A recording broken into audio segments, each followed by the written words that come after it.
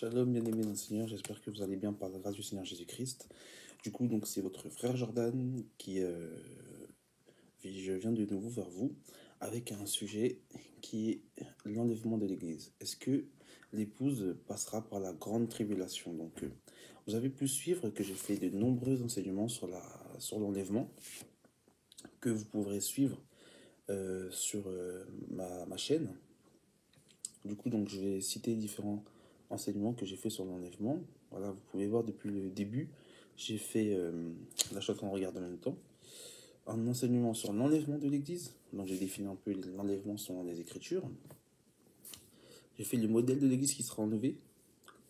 Qu'en est-il de l'enlèvement? C'était à la Instagram. J'ai fait un autre message sur, sur les 70 semaines de Daniel, où j'ai parlé de l'enlèvement. Et là, ça va être...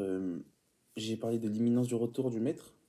Et là, on va s'intéresser sur la chronologie. Donc, nous avons vu dans les 70 semaines de Daniel quelle est la chronologie en fait des événements du temps de la fin. Voilà, vous pouvez suivre la dernière vidéo que j'ai faite il y a un mois sur les 70 semaines de Daniel pour avoir un aperçu en fait sur la chronologie des temps en fait de la fin et sur les événements de la prophétie. Donc, sans plus tarder, nous allons prendre une écriture qui nous intéresse quant à l'enlèvement de l'Église. Une écriture qui est connue.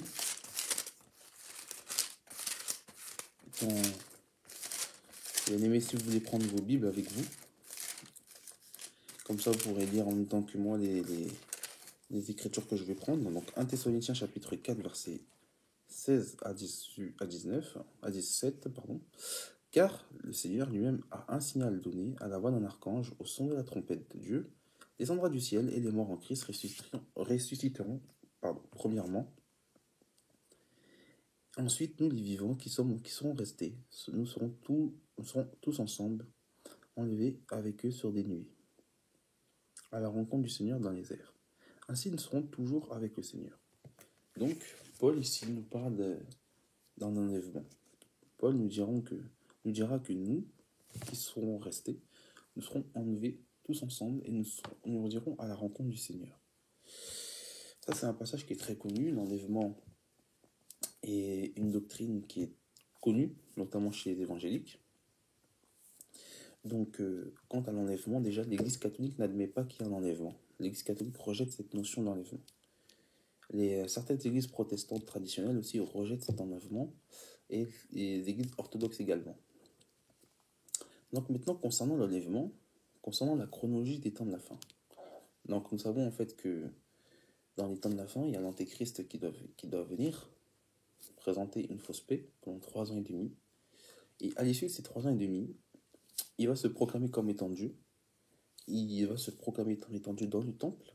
Et après cela, il va séduire toutes les nations, ainsi qu'Israël.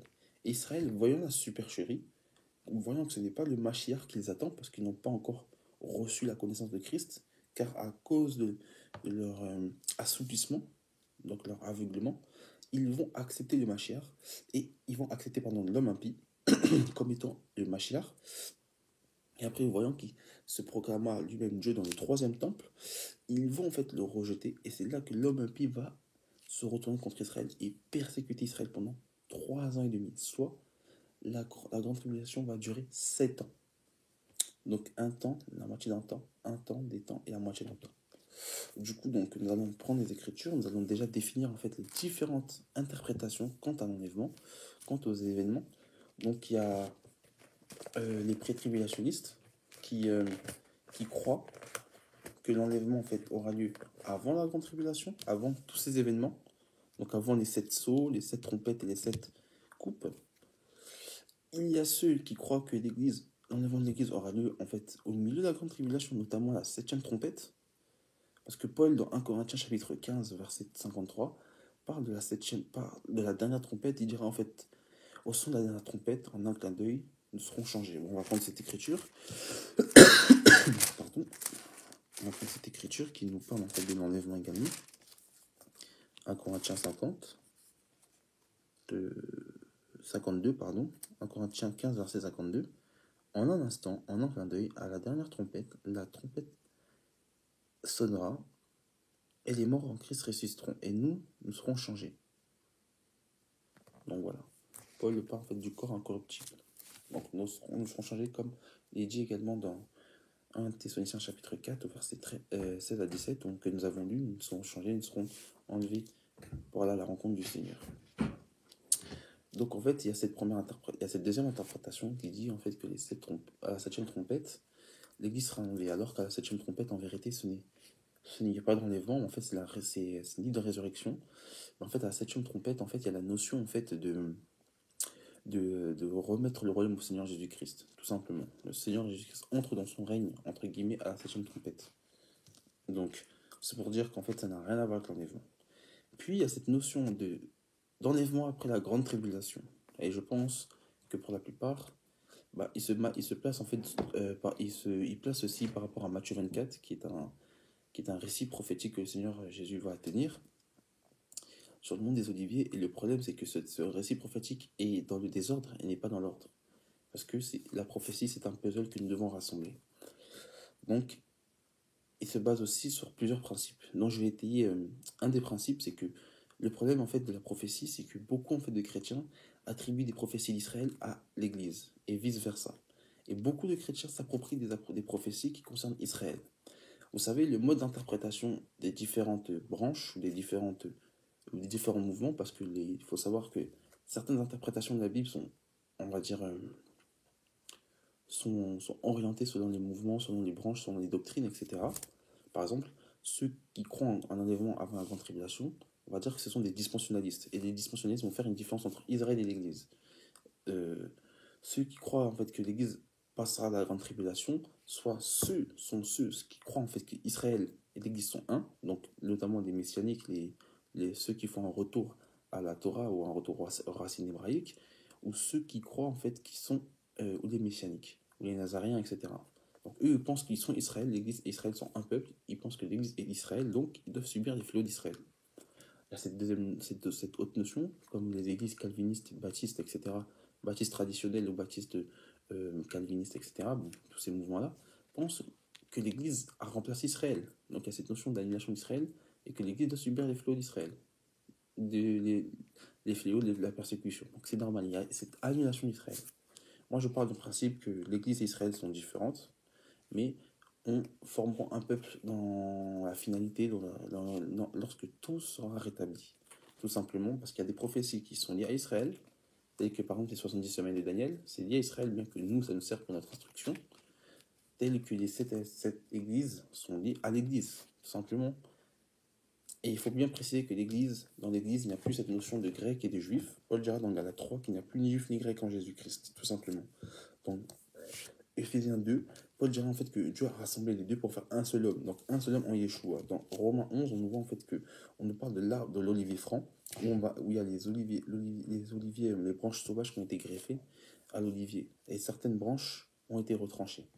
Donc, il faut comprendre que l'olivier et l'olivier franc est le Seigneur Jésus-Christ, qui est composé en fait à la fois d'Israël et à la fois de l'Église. Et les deux sont une composante de l'olivier franc. Et c'est la racine qui le soutient. Et il faut bien comprendre cette chose, c'est que l'olivier franc, eh ben, aucun prend le dessus. Ni Israël prend le dessus sur l'Église, et ni l'Église prend le dessus sur Israël.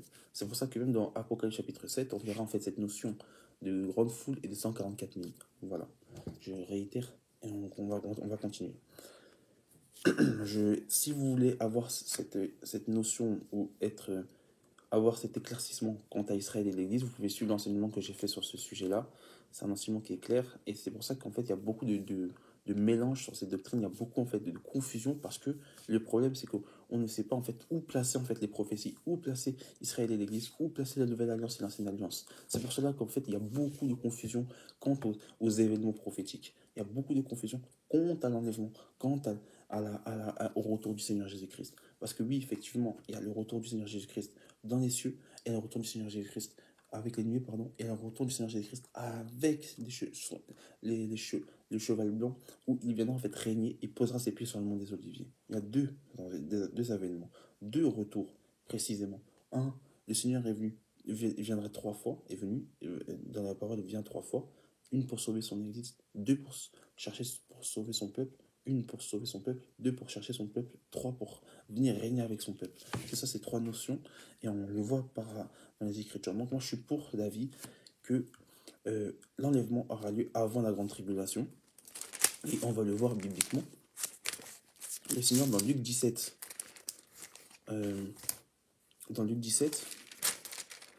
à partir du verset 22, nous allons lire les Écritures, il dira, Luc 17 même à partir du verset 26, il dira, ce qui arriva du temps de Noé arrivera pareillement, de même au Fils de l'homme. Les hommes mangeaient, buvaient, se mariaient, plantaient, buvaient, se mariaient et mariaient leurs enfants, jusqu'au jour où Noé entra dans l'arche et le déluge vint et les fit tous périr. Ce qui arrive.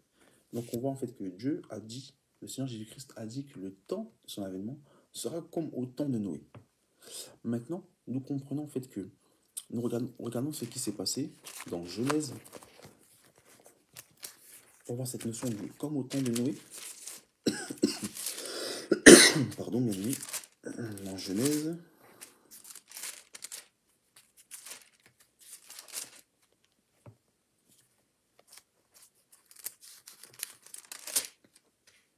Genèse 6.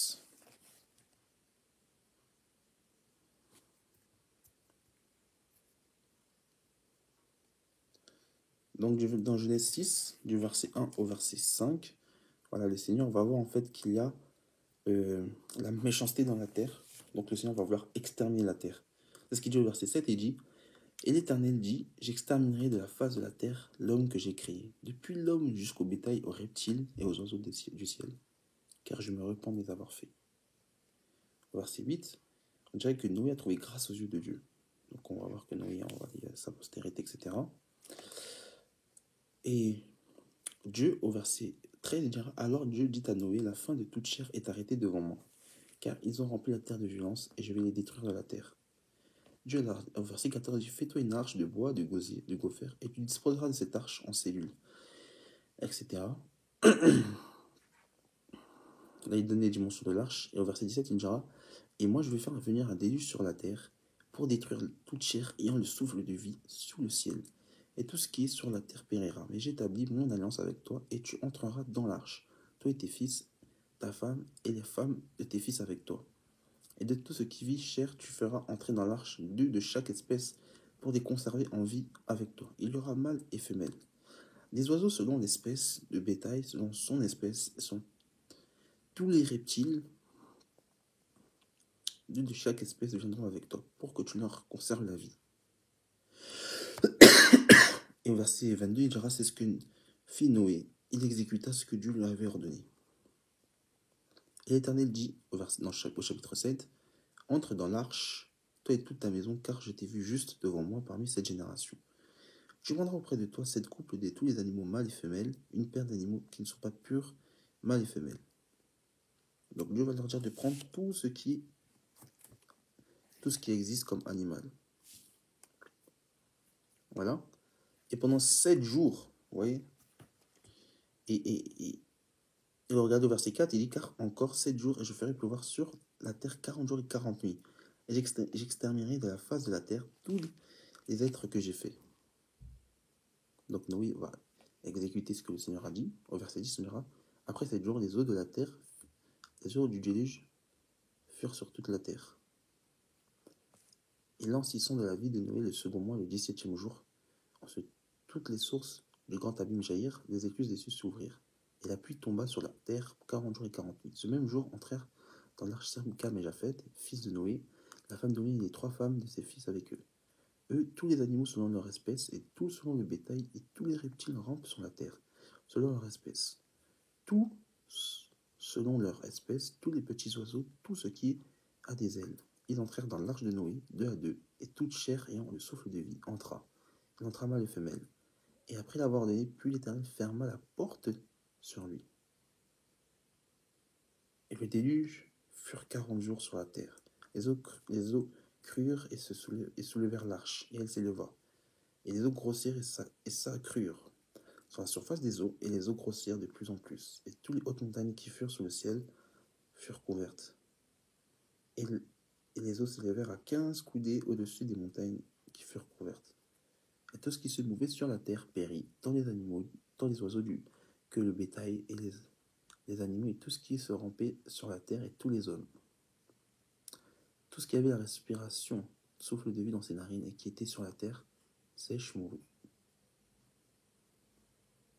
Vous voyez? Tout ce qui était sur la terre mourut.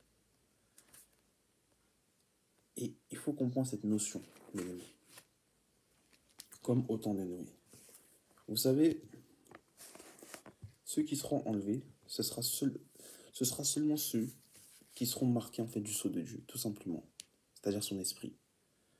Dans Romains 8,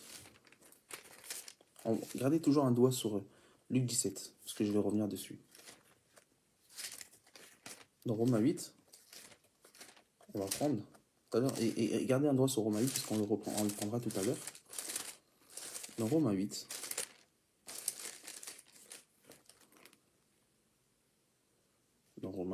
au verset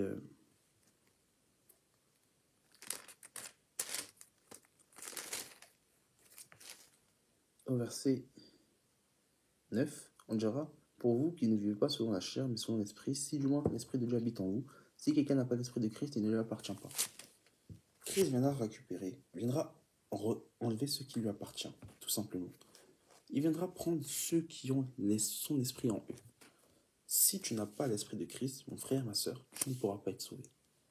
Tout simplement. Parce que le Seigneur Jésus viendra récupérer seuls ceux qui lui appartiennent. Entre guillemets, comme Noé a trouvé grâce aux yeux de Dieu, tous ceux qui ont trouvé grâce aux yeux du Seigneur Jésus-Christ, seulement ceux-là seront enlevés. Ceux qui ont l'esprit du Seigneur. Et le Seigneur dira aussi dans Paul, à la bouche de notre frère Paul, dans Éphésiens chapitre 4, verset 30, il dira, n'attristez pas le Saint-Esprit pour lequel vous avez été scellés pour le jour de la rédemption. Or, le jour de la rédemption, c'est le retour du Seigneur Jésus-Christ. Pourquoi je dis cela?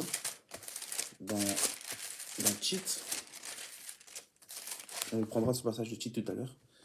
Donc, on voit en fait que seuls ceux qui ont trouvé grâce aux yeux de Dieu, entre guillemets, seuls ceux qui appartiennent à Dieu, seuls ceux qui ont l'esprit de Dieu en eux, l'esprit de Christ en eux, ceux seront extirpés en fait de la calamité. Et nous avons vu avec Noé. Noé, pendant 7 jours, la porte de l'arche était ouverte. C'est-à-dire qu'aujourd'hui, la porte de l'arche, qui est la grâce, est ouverte à tout homme. Mais tout homme ne saisit pas cette grâce. La Bible dit dans Jean 3, verset 16, ce passage qui est connu, que Dieu a envoyé son Fils unique afin que quiconque ne périsse point, mais qu'il ait la vie éternelle. Et le quiconque, c'est celui qui prend conscience et qui accepte le sacrifice de Christ. Et on voit en fait cette notion que l'arche encore, la grâce est encore ouverte aujourd'hui. Mais lorsque l'Église partira, la grâce ne sera plus là. Ce ne sera plus la même grâce, bien aimé. Il n'y aura pas cette grâce. Il n'y aura pas cette grâce. La porte de l'arche sera fermée. L'Esprit partira. Seuls les élus seront sauvés. Seuls les élus seront sauvés. Prenons conscience que quand Dieu ferma la porte de l'arche, les hommes moururent. Mais Noé et sa famille furent gardés. Donc, en effet, l'Église, entre guillemets, Noé est un type de l'Église avec sa famille. On voit les animaux qui sont rentrés, qui symbolisent les païens. Voilà. L'arche symbolise le Seigneur Jésus-Christ. Noé et sa famille symbolisent ceux qui ont trouvé grâce aux yeux du Seigneur. Et les animaux aussi également ont trouvé grâce. Les animaux sont les païens qui symbolisent... Parce qu'il faut comprendre une chose, bien aimé. L'Église est une composante d'Israélites, de Juifs et de païens qui font un peuple. C'est ça l'Église.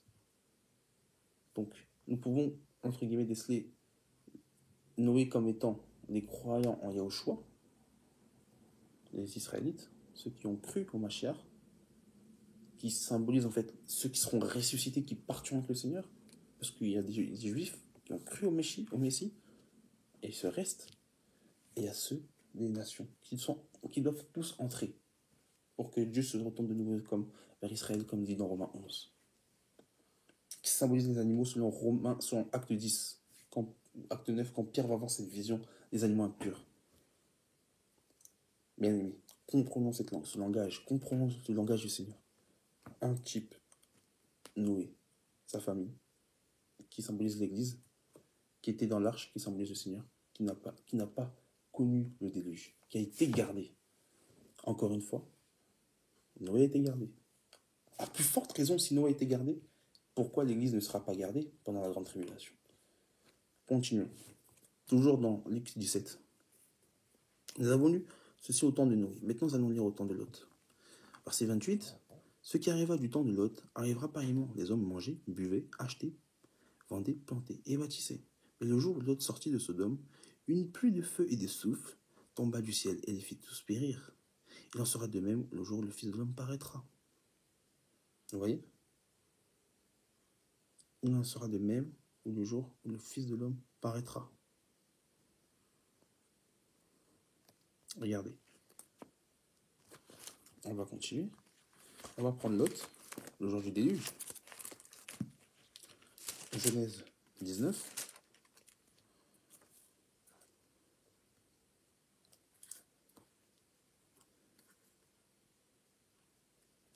Voilà. Genèse 19. À partir du verset... Voilà, à partir du verset 1, on va lire juste le verset 1. Les deux anges arrivèrent à Sodome, sur le soir, au temps du soir, bien aimé. Or, nous sommes l'Église, nous sommes au temps du soir. L'Église est au temps du soir. C'est-à-dire que l'Église n'est pas dans le soir, nous ne sommes pas les fils des ténèbres, comme il dit dans 1 Corinthiens 1 Thessaloniciens chapitre 5. Nous sommes des enfants de la lumière, mais le monde est dans les ténèbres. Nous sommes au temps du soir. C'est dans Zacharie chapitre 14, verset 8 ou 7, on dira vers le soir, la lumière paraîtra. Nous sommes au temps du soir. C'est pour ça que le Seigneur Jésus-Christ, dans Apocalypse chapitre 1, vient avec 7 chandeliers. Pour les 7 chandeliers étaient allumés, donc ce qui symbolise que l'Église est dans l'obscurité. Le monde est dans l'obscurité. Donc les 7 chandeliers symbolisent aussi la lumière, frères et sœurs. Et donc nous sommes au temps du soir.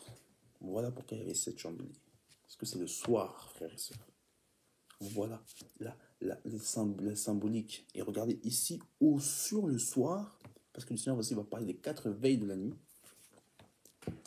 Lorsqu'il viendra, quand Lot vit, il se leva pour aller devant eux. Il se prosterna la face contre terre, puis dit, voici mes seigneurs, entrez, je vous prie, dans la maison de votre serviteur, et passez la nuit, lavez-vous les pieds, et vous lèverez de bon matin sur la route.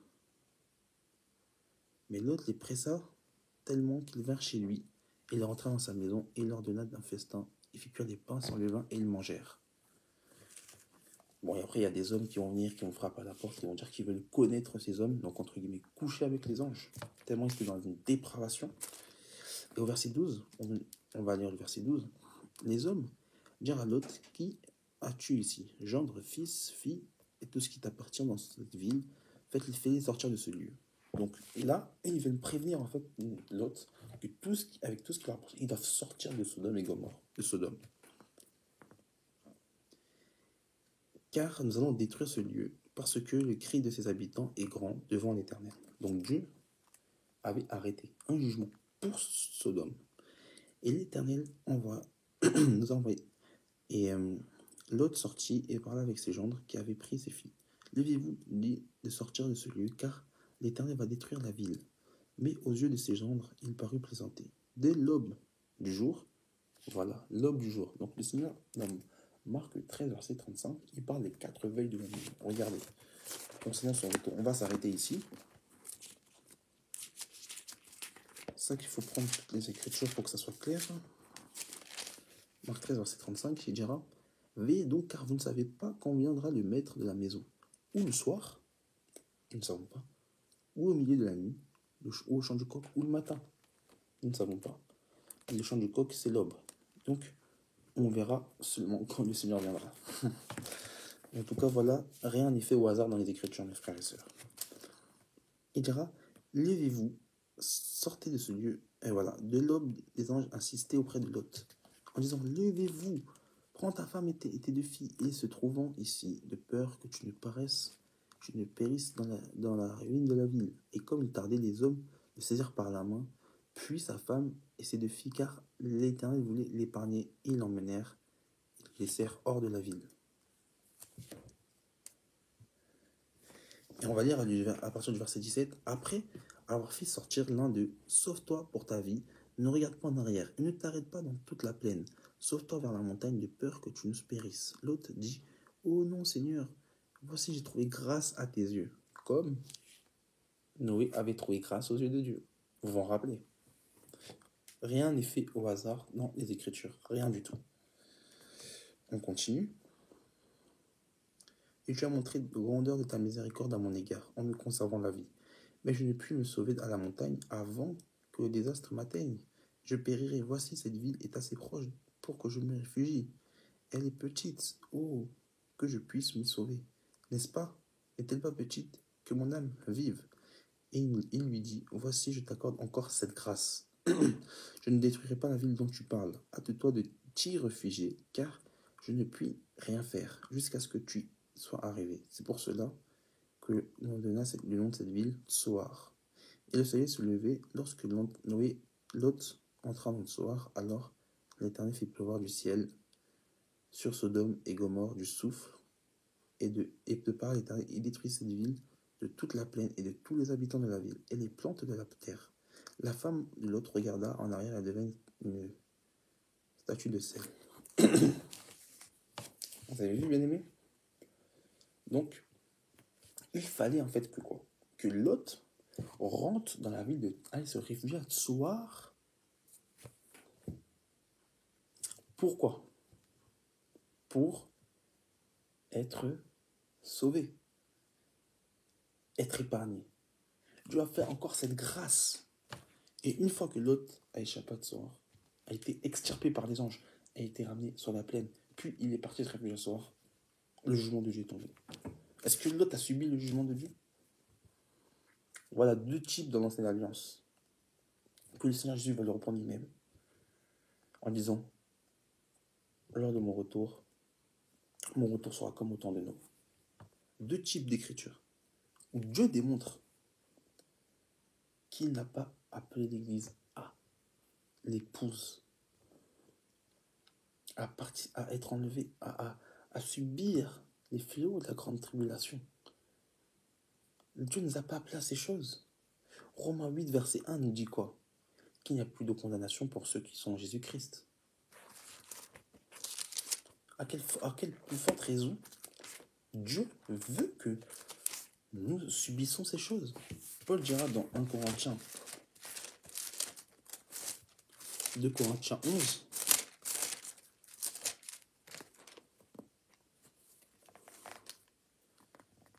au verset 2, car je suis jaloux d'une jalousie de Dieu, parce que je vous ai fiancé à un seul époux pour vous présenter comme une vierge pure. Comme un seul époux pour vous présenter comme une vierge pure. Il y a cette notion de vierge dans Matthieu 28, Matthieu 25, avec les vierges folles. Donc, les vierges sages et les vierges folles ont cette partie des vierges sages qui avaient gardé de l'huile, assez d'huile, vont rentrer dans les noces. Vous pouvez lire Matthieu 25, les versets 1 à 3, 1 à 15, à 13, pardon. Et ils vont rentrer dans les noces parce qu'ils avaient assez d'huile. Et ce sont des vierges. Elles étaient pures, réanimées. Or, les vierges folles qui n'avaient pas fait assez de réserve vont aller acheter et quand ils vont toquer à la porte, l'époux va dire, je ne vous connais pas, tout simplement. Alors qu'au milieu de la nuit, on cria, voici l'époux, Allah à sa rencontre. De même que nous allons à la rencontre du Seigneur dans les airs. Bien-aimés, rien n'est fait au hasard dans la parole. À bien plus forte raison, l'Église ne peut pas traverser la grande tribulation. Je ne suis pas dispensionnaliste, je ne suis pas darbiste, ça n'a rien à voir. Les apôtres n'ont jamais rien écrit concernant la grande tribulation. Les apôtres n'ont jamais rien écrit.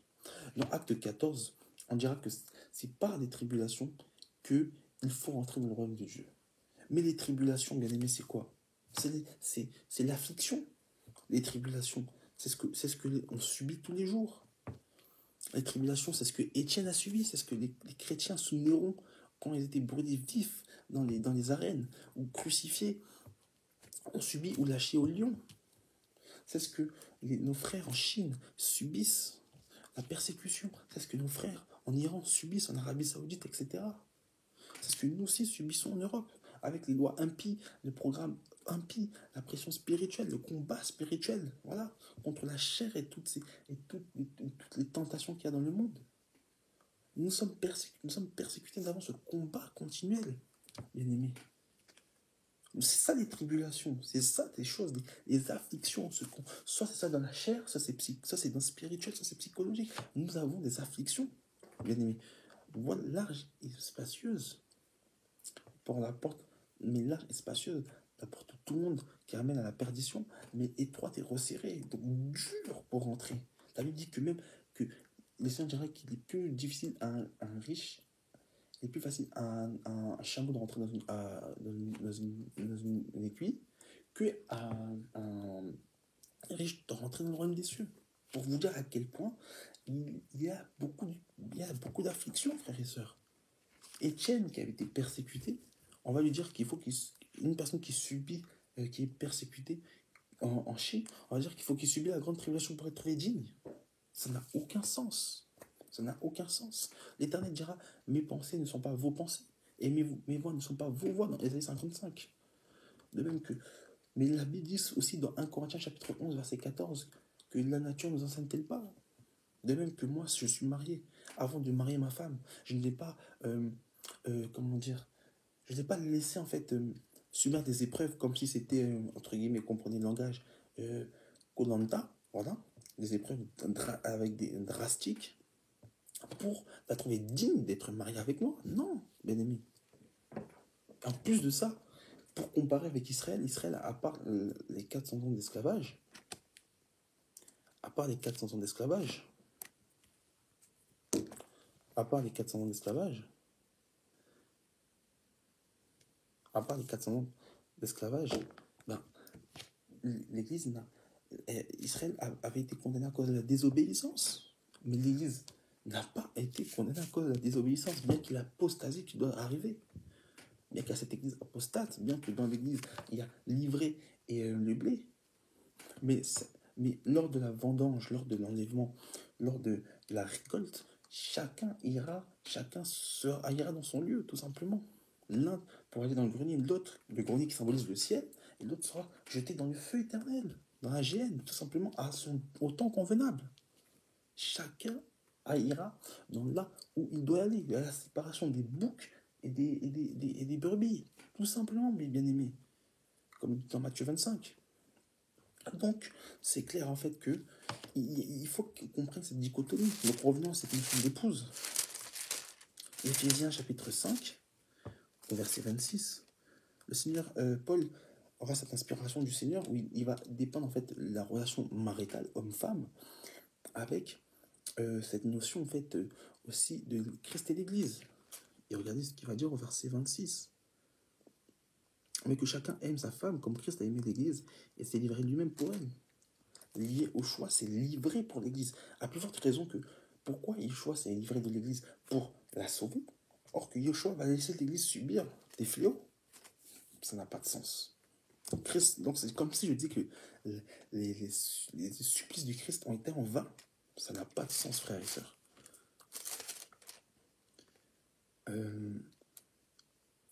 Voilà, au verset 25, que chacun aime sa femme comme Christ a aimé l'Église et s'est livré lui-même pour elle, afin que la sanctifie en la purifiant et en la lavant de l'eau de la parole pour la faire paraître devant lui sans cette Église glorieuse, sans tache ni rien de semblable, mais sainte et irréprochable. Donc voilà, c'est clair que Christ, l'Église qui est son épouse, à plus forte raison, comme je disais, la nature nous enseigne que moi je ne vais pas envoyer ma femme subir les fléaux. Au contraire, c'est l'homme qui doit travailler pour acquérir une femme. On n'oublie pas Jacob, qui avait travaillé 14 ans chez Laban pour avoir Rachel. Donc, ne soyons pas, n'ayons pas en fait des pensées vaines, des pensées que le diable veut semer en nous. L'Église ne peut pas traverser la grande tribulation. Prenons Apocalypse chapitre 1. Apocalypse chapitre 1, nous lisons à partir du verset 1er, du verset 1 à 3. Révélation de Jésus-Christ.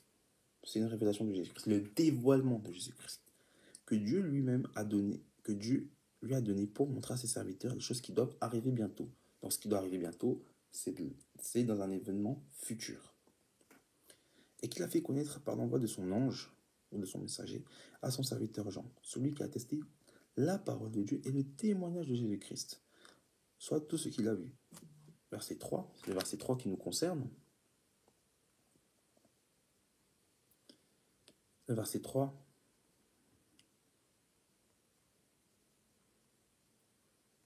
Excusez-moi.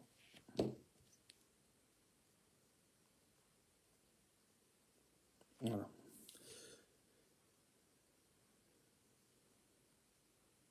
Donc le verset 3.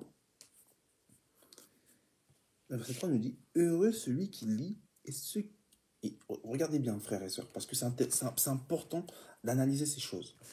La Bible est claire. J'ai ma Bible avec moi. Moi, j'ai toujours ma Bible version papier. Voilà, je lis ma Bible. Version NEC 79. Pour ceux qui veulent savoir. Heureux celui qui lit et ceux qui entendent les paroles de la prophétie et qui gardent les choses qui sont écrites, car le temps est proche. Car le temps est proche. Le verset 4. Jean écrit à cette église en Asie. Que la grâce et la paix vous soient données de la part de celui qui est, qui était et qui vient. Et de la part des 7 esprits qui sont devant le trône de Dieu. Vous voyez, les 7 églises qui sont en Asie. Et il va donner le nom des 7 églises au verset 10, verset 11. Ce que tu vois, écris-le dans un livre et envoie-le aux 7 églises à Éphèse, à Smyrne, à Pergame, à Thyatire, à Sardes, à Philadelphie et à Laodicée. Donc si vous le souhaitez, encore une fois, j'ai fait un enseignement sur les 7 églises d'Apocalypse chapitre 1. Je vais vous montrer une carte, parce qu'il est important d'avoir une carte dans sa Bible avec les 7 églises. Voilà. Je ne sais pas si vous voyez. Voilà, les 7 églises sont situées toutes en Asie mineure, c'est-à-dire l'actuelle Turquie. Donc nous pouvons voir Éphèse,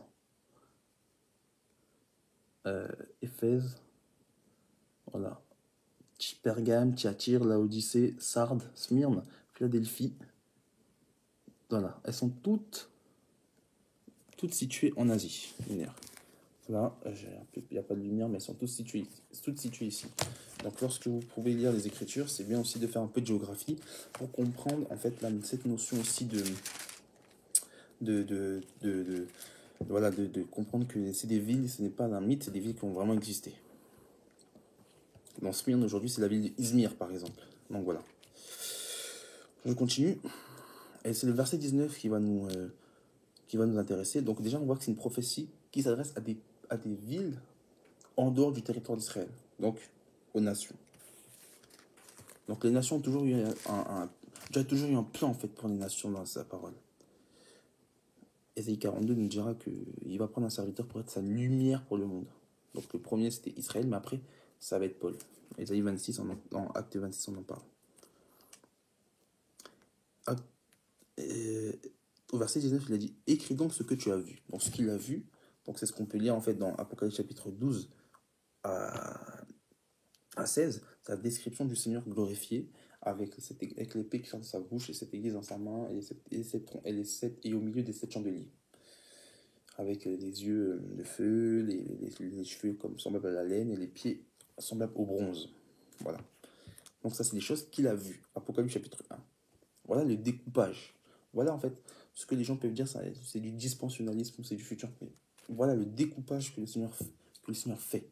Écris une chose que tu as vue, donc la vision, Apocalypse chapitre 1, celles qui sont, ce qui est, pardon.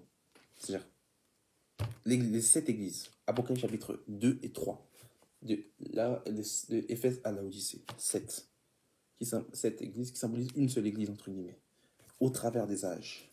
Parce que c'est 7 âges de l'église. Et ce qui doit arriver par la suite. Et il faut comprendre une chose, quand vous lisez en fait les 7 églises du chapitre 2 et 3, après le verset 22, qui dira que celui qui a des oreilles atteste que l'Esprit dit aux églises, il n'y aura plus de mention d'église, jusqu'au chapitre 22. On va prendre le verset.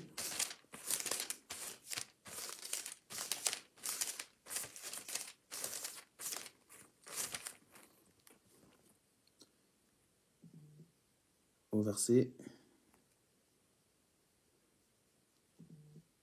Voilà, excusez-moi.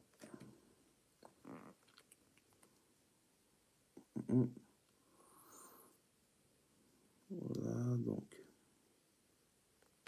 Jusqu'au verset, le seul point ceci. Voilà, au verset 16. Aussi, j'ai envoyé mon ange pour attester ces choses dans les églises. Je suis le rejeton de David, le rejeton de la postérité de David, l'étoile brillante du matin. Donc voilà. Donc, on comprend qu'il y a plusieurs notions. Donc, les choses qui sont et celles qui doivent arriver par la suite. C'est-à-dire les choses qui doivent arriver par la suite. Les choses qui doivent arriver par la suite, c'est tout ce qui est à partir d'Apocalypse chapitre 4. Et regardez bien, comme je vous ai dit, après le chapitre 3, verset 22, on ne mentionne plus l'Église. Apocalypse chapitre 4, après cela, je regardais, voici une porte était ouverte dans le ciel. Ah, une porte. Genèse 7, où Dieu avait fermé la porte. Et lui, il dit une porte qui était ouverte dans le ciel. Donc, le ciel aussi est symbolisé par l'arche. Bien-aimé. Dieu ne fait rien. Dieu fait tout pour un but, selon Proverbe 16, verset 4. Tout pour un but. Dans la première voix que j'avais entendue, comme le son d'une trompette. Apocalypse, 1 Thessaloniciens chapitre 4, verset 16. Au son de la trompette de Dieu. 1 Corinthiens 15, au son de la trompette, à la dernière trompette. Qu'encore une trompette. Qui me parlait? Monte ici, et je te ferai voir ce qui doit arriver. Monte ici, je te ferai voir ce qui doit arriver par la suite. Et on lui dit, monte ici. Donc, monter, c'est aller vers le haut, pas vers le bas, on est d'accord? Ne pas rester vers le bas. Donc, Jean ici symbolise l'Église. Juste une fois que le Seigneur a arrêté de parler, n'a plus mentionné l'Église, la dernière mention de l'Église, Laodicée, donc nous sommes dans l'âge de Laodicée actuellement. Jean est enlevé, Jean est ravi au ciel. Aussitôt je fus saisi par l'Esprit. Et voici, il y avait un trône dans le ciel, et sur ce trône, quelqu'un qui était assis. Donc Jean fut ravi, ou saisi, fut ravi. Et ce ravissement, c'est symbolise l'enlèvement également. En esprit. Le mot grec en enlèvement, en grec, c'est harpazo, pour l'enlèvement. Donc Jean ici sera saisi. Et après, au chapitre 5, donc il y aura un livre écrit en dedans et en dehors, c'est de 7 sceaux, où personne ne fut trouvé digne et Jean va pleurer. On va voir que le Seigneur un agneau va s'avancer, prendre. Mais l'agneau était au milieu du trône. Et il va s'avancer pour prendre le livre. Oh, la symbolique du Seigneur, incroyable. Qu'il y a un seul Dieu, pas deux, pas trois. Un seul. Nous en parlerons un jour. Et au verset 9, il y a un truc intéressant. Attendez, on va même lire au verset 8. Et quand il prit le livre, quand l'agneau prit le livre dans la main de celui qui est assis, les êtres vivants, les 24 vieillards, se prosternent devant l'agneau et chacun tenait une harpe, des coupes d'or de parfum qui sont la prière des saints. Et ils chantaient un cantique nouveau, en disant: tu es digne d'en prendre le livre et d'ouvrir les sceaux, car tu as été moulu et tu as racheté pour Dieu par ton sang des hommes de tout peuple, de toute langue, de toute tribu, de toute langue, et de tout peuple et de toute nation. Et tu as fait d'eux un royaume de sacrificateurs pour notre Dieu, et ils régneront sur la terre. Maintenant, prenons la version Martin. La version Martin nous dit ceci. Il y a quelque chose qui est vraiment intéressant. On va prendre la version Martin. Apocalypse chapitre 5. Verset 8. Et quand il eut pris le livre, les 4 animaux et les 4 vieillards, les 24 anciens, se prosternèrent devant l'agneau, et chacun une harpe et des fioles pleines de parfums. Et ils chantaient un cantique qui sont la prière des saints. Et ils chantaient un cantique nouveau en disant: tu es digne de prendre le livre et d'en ouvrir les sceaux, car tu as été mis à mort, et tu nous as rachetés. Tu nous as rachetés. C'est les 24 anciens, les 4 êtres vivants qui disent ça. Tu nous as rachetés par ton sang, de toute tribu, de toute langue et de tout peuple, de toute nation. Et tu nous as fait rois et sacrificateurs de notre Dieu. Et nous régnerons sur la terre. Donc, les 24 vieillards ont cette symbolique de l'Église. Et Jean était là. Donc, l'Église était déjà enlevée, en fait. Avant l'ouverture des sceaux, qui est le jugement, en fait, qui s'abattra sur la terre. Regardez, au verset 1, Apocalypse 6, verset 1, je regarderai l'agneau qui ouvrit un des 7 sceaux. Et j'entendis l'un des 4 êtres vivants qui disait, comme une voix du tonnerre. Or, la voix du tonnerre, les tonnerres, c'est que pour Israël. Remarquez ceci, c'est toujours pour Israël. Apocalypse 10, Exode 19 nous parle des tonnerres quand Dieu devait donner la loi à Israël. Il y avait des tonnerres sur le mont Sinaï. Et 1 Samuel 12, verset 17 à 19, nous parle des tonnerres comme étant des jugements. Vous pouvez lire, regarder l'enseignement où je dis l'Église participera-t-elle à la colère. Et au 6e sceau, les gens vont se rendre compte en fait que c'était la colère de Dieu et de l'agneau. Regardez. Et au verset 16, il dit, il tombait, c'est toujours au 6e sceau, et je regardais, il ouvrait le 6e sceau. Verset 12, il y eut un grand tremblement de terre, le soleil devint noir comme un sac d'écrin, etc. Et regardez, il va dire au verset 16, il disait aux montagnes et aux rochers, tombez sur nous et cachez-nous devant la face de celui qui est assis sur le trône et devant la colère de l'agneau. Car le jour de sa colère est venu, qui peut le subsister? Voilà, bien-aimés. Voilà, bien-aimés. La colère de Dieu et de l'agneau, qui peut les subsister? L'Église ne peut pas participer à la colère et nous prendrons les versets après. Donc voilà, l'Église ne peut pas être là. Et regardez ce que Paul, Apocalypse 6, verset 1, c'est la venue de l'homme. Au verset 2, pardon, il dira, je regardais, voici parut un cheval blanc, celui qui était monté avec une arc, lui fut donné et il paraît en vainqueur pour vaincre. C'est l'homme impie. Apocalypse 19, verset 13, on parle du Seigneur Jésus-Christ qui vient avec plusieurs diadèmes. Une épée qui sort de sa bouche qui est la parole de Dieu. Selon Hébreux 4, verset 5, si je ne me trompe pas. Donc, ici, on voit que c'est l'homme impie qui apparaît. Et regardez, Paul va faire une chronologie de ces choses qui doivent arriver. 8 Thessaloniciens chapitre 2, il dira que personne ne vous séduise, donc d'aucune manière qu'il faut que l'apostasie arrive auparavant. L'apostasie, nous sommes déjà dans ce temps d'apostasie, et qu'on ait vu paraître l'homme impie. Donc, nous devons voir paraître l'homme impie. Mais nous ne devons pas le voir agir. Parce que, et ça se trouve que je dirais même que ça se trouve, on l'a déjà vu. L'Église a déjà vu l'homme impie, nous ne savons pas. Parce que moi, je crois que l'homme impie est déjà présent. Le temps de Jean disait que l'esprit de l'Antéchrist était déjà dans le monde. Et Paul va dire quoi? Il va dire qu'on ait vu paraître l'homme impie, le fils de la perdition, l'adversaire qui s'élève au-dessus de ce qu'on appelle Dieu et de ce qu'on adore. Il va jusqu'à s'asseoir dans le temple de Dieu, se proclamant lui-même Dieu. Donc l'homme impie se proclamant lui-même Dieu. Il dira jusqu'à. Le jusqu'à, c'est-à-dire que il y aura un instant T en fait où on l'aura vu et il y aura le jusqu'à où il va se proclamer Dieu. Donc c'est pas forcément que dès qu'on le voit, il va se proclamer Dieu. Dès qu'on le voit, il faut qu'il y ait un troisième temps. Dès qu'on le voit, il faut qu'il y ait un troisième temps pour l'enlèvement. C'est pas ça. Parce que le Seigneur dira, nul ne sait le jour ni l'heure. Donc si on conçoit un troisième temple à Jérusalem, donc on va dire, ah, l'enlèvement est proche. Non, l'enlèvement peut avoir lieu avant et le troisième temple peut être construit par la suite. Ça ne veut rien dire. Et on dira, ne vous souvenez pas que je vous disais ces choses lorsque j'étais encore chez vous. Maintenant, vous savez ce qui le retient, afin qu'il paraisse consentant. Voilà. Il y a quelque chose qui le retient. Il y a quelque chose qui le retient. Et selon ce qu'on a vu dans l'Apocalypse, l'Église était déjà partie quand l'homme impie va venir pour agir. Et regardez, au verset 7, car le mystère d'iniquité agit déjà, et il faut que seulement celui qui le retienne encore ait disparu. Et dans la version Sterval, il dira celui qui le retient est enlevé. Qui retient Antéchrist, c'est l'Église, bien aimé.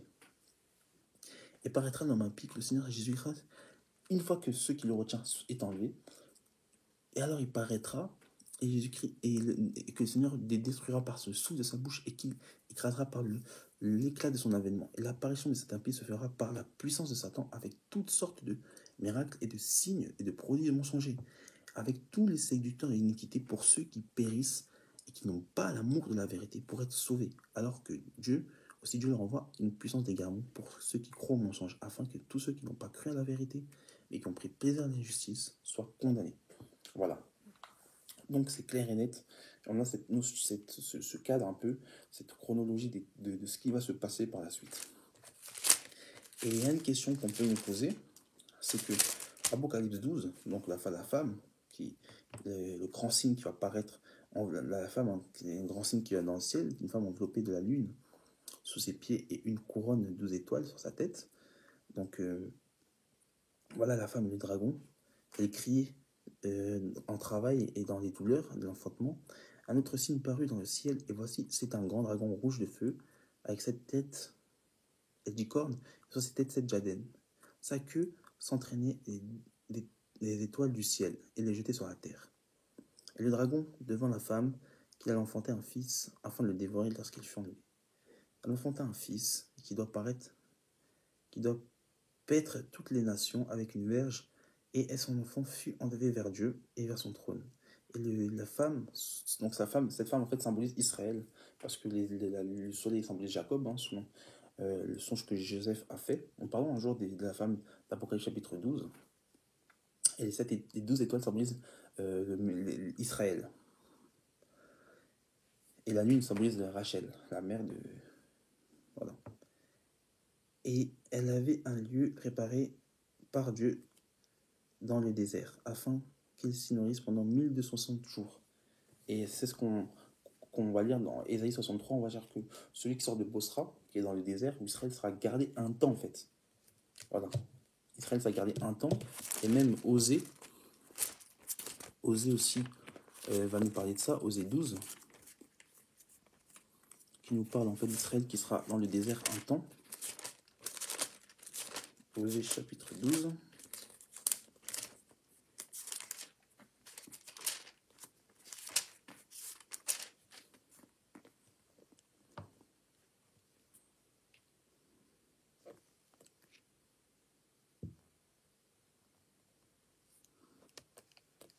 Il faudrait que je trouve le passage de Osée.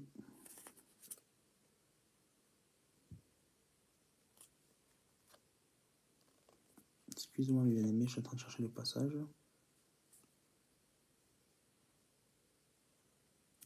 Je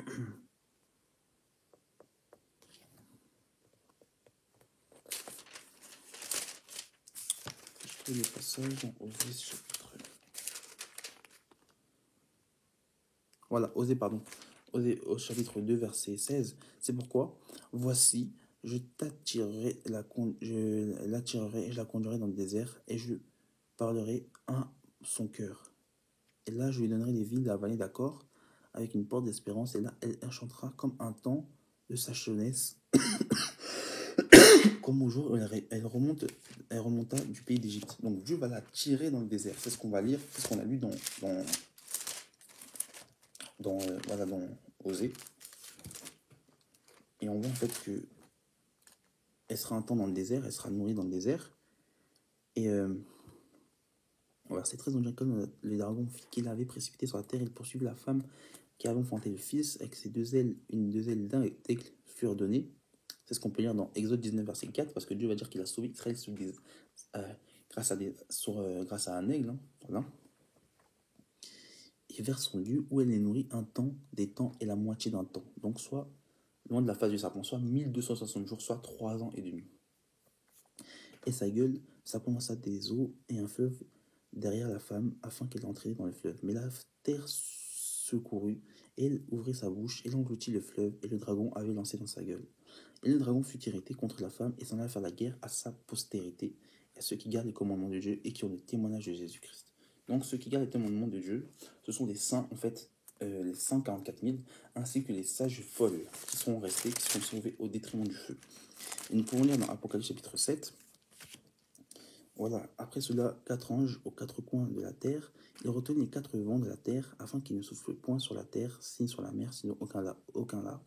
Et j'ai vu un autre ange qui montait du côté du ciel, qui tenait le sceau de Dieu, et qui cria d'une voix forte aux 4 anges qu'il avait donnés à faire du mal sur la terre: ne faites point de mal à la terre ni aux arbres, jusqu'à ce que nous ayons marqué le sceau du front de notre Seigneur. J'ai entendu le nom de ceux qui devaient marquer du sceau, 144 000 de tous les fils d'Israël. Voilà, 144 000 des fils d'Israël. Et après cela, je regardais, voici, il y a eu une grande foule qui personne ne pouvait compter, de toute nation, de toute tribu, et de tout peuple, et de toute langue. Ils se tenaient devant l'agneau, revêtus de robes blanches et de palmes dans les mains. Et tous les anges autour du trône, les vieillards et les 4 êtres vivants, ils se prosternèrent devant la face et elle adorait Dieu. Les quatre êtres, les vierges étaient là. Donc l'Église était là quand ceux de la grande tribulation venaient arriver dans le ciel.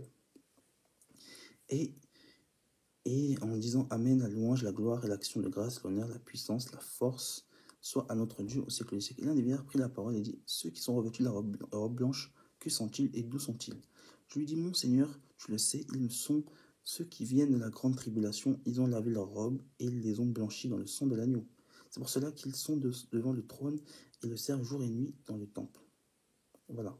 Et celui qui est assis les dressera dans sa tente sur eux, ils n'auront plus soin, ils ne feront plus faim, ils n'auront plus soif, le soleil n'aura plus de chaleur sur eux, ils ne les frapperont plus, car l'agneau qui est au milieu du trône les pétera et les conduira aux sources de la vie, et Dieu essuiera toute larme de leurs yeux. Donc voilà, les 144 000, c'est Israël, c'est la prémisse d'Israël. Voilà ce que je dirai dans Apocalypse chapitre 14, hein, au verset 3, il chantait un cantique nouveau devant le trône et devant les quatre êtres vivants et les vieillards, et personne ne pouvait les apprendre le cantique si ce n'est que les 144 000 qui avaient été rachetés de la terre. Ce sont eux qui ne seront pas souillés, car ils sont vierges, ils suivent l'anneau partout où il va, ils ont été rachetés d'entre les hommes de la terre comme des prémices pour Dieu, pour la nuit. Donc eux, c'est les prémices d'Israël. Nous pouvons lire ça dans Romains 11. Voilà, il y a l'élection d'Israël, hein. Voilà, il y a tout d'Israël qui sera sauvé. Au verset 5, de même temps présent, il y a une élection il y a un reste selon l'élection de sa grâce. Et si c'est par sa grâce, ce n'est plus les œuvres, autrement la grâce n'est plus. Et si ce n'est pas les œuvres, ce n'est pas une grâce, autrement car l'œuvre n'est plus. Voilà. Donc il y a cette notion d'Israël. Et il y aura cette notion des prémices. Genre au verset 7, que donc ceux qui cherchent Israël, il n'a pas obtenu, mais les élus l'ont obtenu, tandis que les autres ont été endurcis. Donc les élus en ont obtenu. Il dit, est-ce pour cela qu'ils ont bronché, au verset 11, mais par leur chute, le salut est devenu accessible aux païens, afin qu'ils soient excités par la jalousie. Voilà.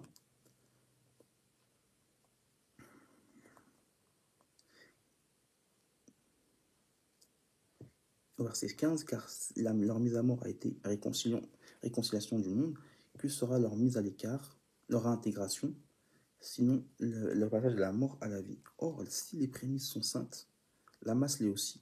Et si la racine est sainte, les branches le sont aussi. Donc les prémices, c'est les 144 000. Voilà. Et Paul dira en fait au verset 11, au verset 25, car je ne veux pas, frères, que vous ignorez ce mystère, afin que vous ne regardiez point comme sages. Une partie d'Israël est tombée dans l'orthussisme. Une partie. C'est pas la totalité, c'est une partie. Jusqu'à ce que la totalité des païens soient entrés. Donc les animaux soient entrés dans l'arche. Et que, ainsi, tout Israël sera sauvé selon ce qui est écrit.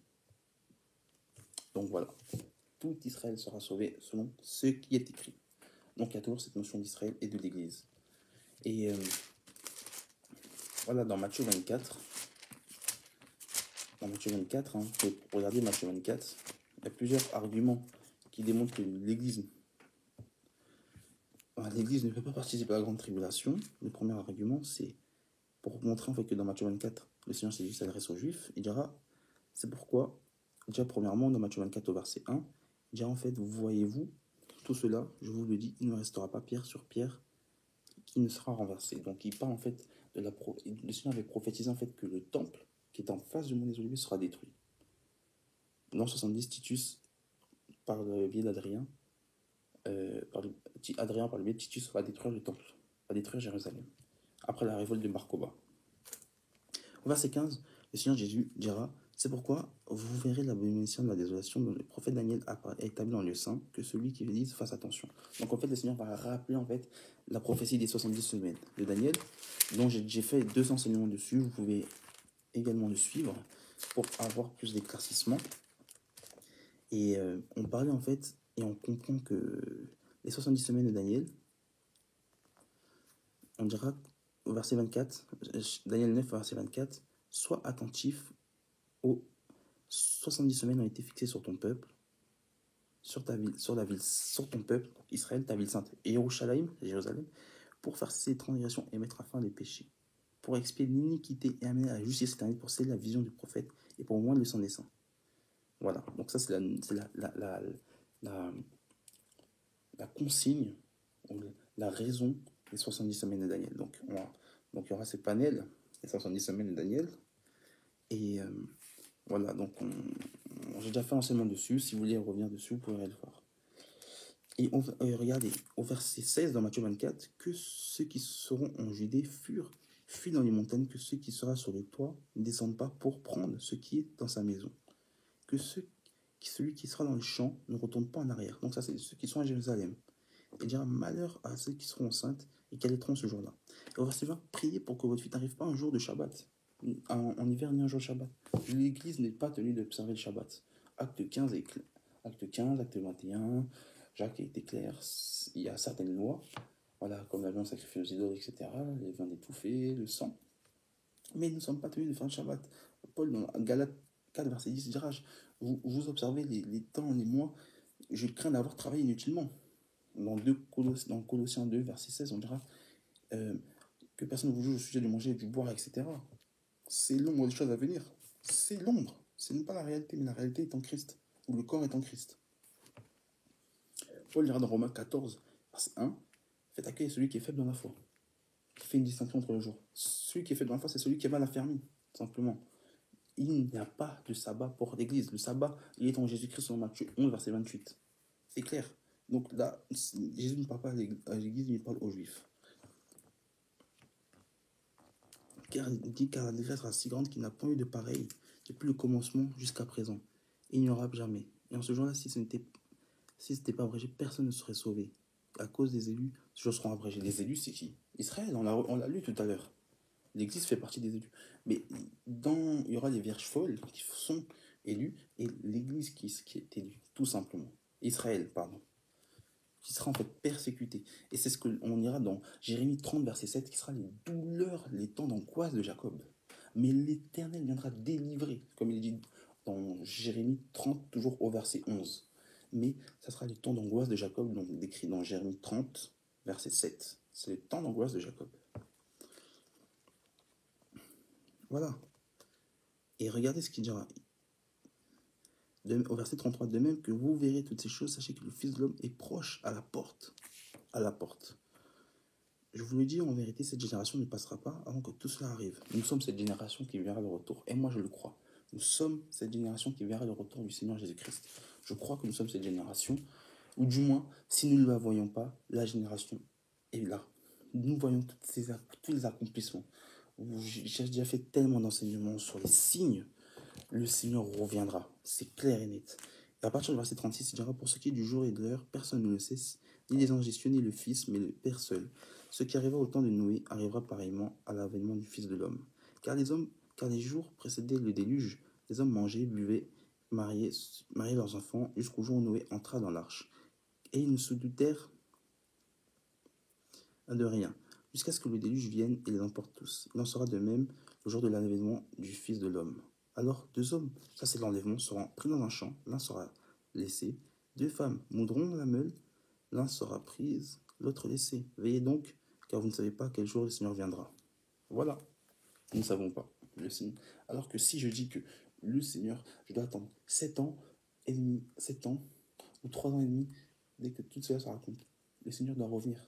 Ça n'a aucun sens. Ça tue l'espérance, ça biaise la préparation, et c'est comme si je connaissais la période à laquelle le Seigneur doit revenir, alors que je ne dois pas savoir.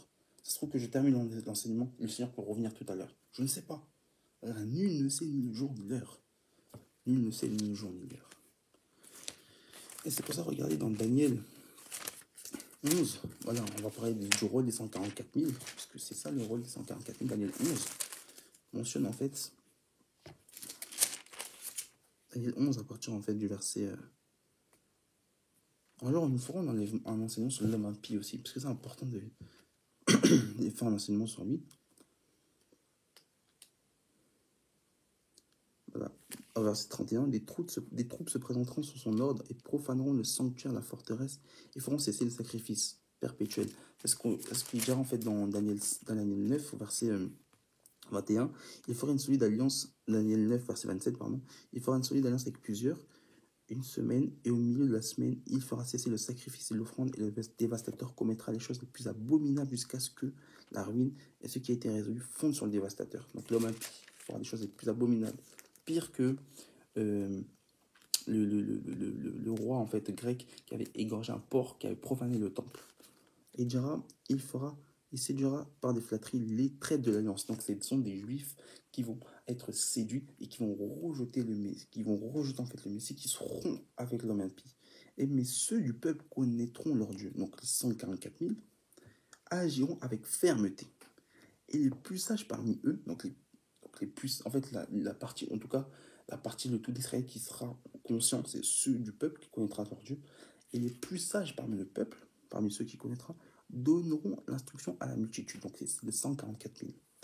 Et il en est qui succomberont pour un temps à l'épée et la captivité au pillage. Donc voilà. Donc voilà. Et pardon, toujours au verset 12, dans Daniel 12. Et en ce temps-là se lèvera Michael, le grand chef, le défenseur des enfants de ton peuple, donc d'Israël, et sera une époque de détresse telle qu'il n'y en a point eu de semblable depuis les nations existent jusqu'à présent. Et en ce temps-là, ceux de ton peuple qui sont inscrits dans le livre de vie seront sauvés. Voilà. Ceux qui sont inscrits dans le livre de vie seront sauvés. Ça, c'est Israël. Tout simplement. Israël et les vierges folles. Israël et les vierges folles, parce que Israël et les vierges folles, c'est eux qui seront en fait la postérité de la femme, qui seront en fait persécutés. Tout simplement, bien aimé. Et on va prendre un autre passage pour terminer, pour que ça soit clair. Voilà, je vais prendre un passage, je crois que c'est dans Apocalypse 11 pour montrer encore que c'est Israël, on s'adresse à Israël. Voilà, dans Apocalypse chapitre 11, Dieu va faire venir en fait les deux témoins qui seront là en fait pendant un temps, pendant 42 mois. Voilà, je donne à partir d'Apocalypse 11, verset 3, je donnerai à mes deux témoins le pouvoir de prophétiser revêtus de sacs pendant 1260 jours, ça 3 ans et demi. Ce sont les deux oliviers, les deux chandeliers qui se tiennent devant le Seigneur de la terre. Donc Zacharie 4. Si quelqu'un veut faire du mal, alors leur bouche sortira, leur bouche et dévore leurs ennemis, du feu sortira de leur bouche. Et si quelqu'un veut leur faire du mal, il sera tué de cette manière. Ils ont le pouvoir de fermer le ciel, tel Élie, afin que la pluie ne tombe pas pendant les jours de leur prophétie. Ils ont le pouvoir de changer les eaux en sang, de frapper la terre de toute espèce de plaie chaque fois qu'ils le voudront. Quand ils auront achevé le témoignage, la bête qui montera de l'abîme leur fera la guerre et les vaincra, et les tuera.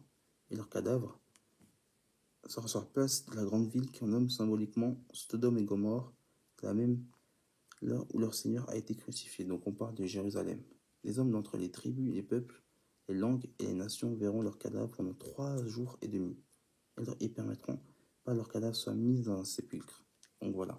Donc on parle de Jérusalem, là où leur Seigneur a été crucifié.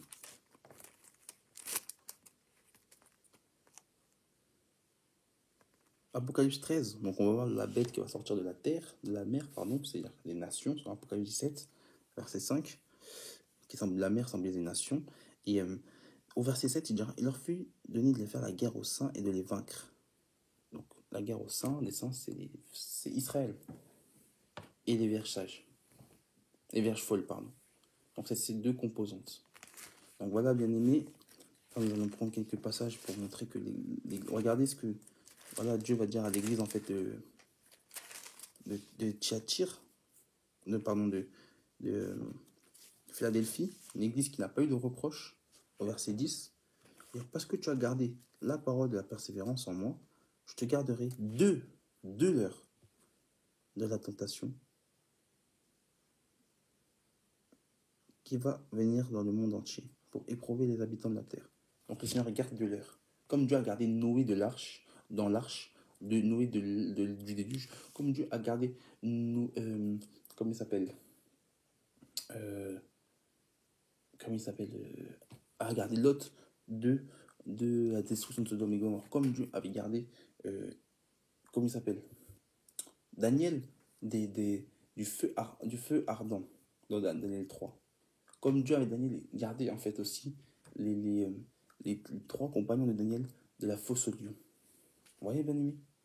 Chaque fois, il y a un symbole de l'Église. Donc Dieu gardera cette Église sans tache ni ride, sans reproche, de l'heure de la tentation. Romains 8, verset 1 nous dit qu'il n'y a plus de condamnation pour ceux qui sont en Jésus-Christ. 1 Thessaloniciens chapitre 5. 1 Thessaloniciens chapitre 5 nous dit, au verset 9, car Dieu ne nous a pas appelés à la colère, mais à la possession du salut par notre Seigneur Jésus-Christ. Car Dieu ne nous a pas appelés à la colère, frère. Dieu ne nous a pas appelés à la colère, mais à la possession du royaume en Jésus-Christ. Vous imaginez, bien-aimés? Dieu ne nous a pas appelés à la colère, mais à la possession, à l'acquisition du salut en Jésus-Christ. Et Dieu dira dans 1 Thessaloniciens chapitre 5, 1 Thessaloniciens chapitre 1, verset 10, et pour attendre des cieux, son Fils, qu'il a ressuscité des morts, qui nous délivre de la colère à venir. Le Seigneur va nous délivrer de la colère à venir. La colère est dans la colère de Dieu et dans la grande tribulation. Elle est inclue. On ne dit pas que c'est pareil, on dit que c'est inclus dedans. La colère de l'agneau est inclue dans le jugement de la grande tribulation. Parce que la grande tribulation commence dès le premier saut. Frères et sœurs, voilà, c'est clair et net. Le Seigneur ne nous a pas appelés à être jugés. Le Seigneur nous a appelés en fait à être... Le Seigneur nous a fait miséricorde. En Pierre 2, verset 10 nous dit, vous qui autrefois n'étiez pas un peuple et qui a maintenant être le peuple de Dieu, vous n'avez pas obtenu miséricorde et qui maintenant a obtenu miséricorde. C'est clair et net. Et regardez encore une fois pour terminer un dernier passage dans 1 Corinthiens chapitre 6. 1 Corinthiens chapitre 6. Verset 3. Ne savez-vous pas que nous jugerons les anges et nous jugerions à plus forte raison les choses de cette vie? Si donc vous avez pour différente cette vie ce sont des gens dont l'Église ne fait aucun cas, vous prenez pour juge. Je vous dis sans honte, ainsi il y a parmi nous un seul homme sage. Attendez, voilà, c'est le verset 2, pardon. Ne savez-vous pas que des saints jugeront le monde? Et si c'est par vous que le monde est jugé, êtes-vous indigne de rendre le moindre jugement? Voilà. Donc ça c'est clair, c'est Paul qui parle de l'Église. Donc l'Église jugera le monde avec le Seigneur. Donc à plus forte raison, nous serons déjà enlevés. En plus, on dit ils régneront. Et on voit qu'ils sont tous les 24 êtres vivants sont assis autour du trône, autour de l'agneau. Or, celui qui est assis autour de l'agneau, c'est l'Église. Parce que l'Église, Seigneur dira que les 12 apôtres régneront et jugeront les 12 tribus d'Israël. Donc, à plus forte raison que nous serons avec le Maître. Donc, bien aimé, c'est clair et net, l'Église ne traversera pas la grande tribulation. En tout cas, j'espère que vous avez été édifiés. Que le Seigneur vous bénisse. Shalom.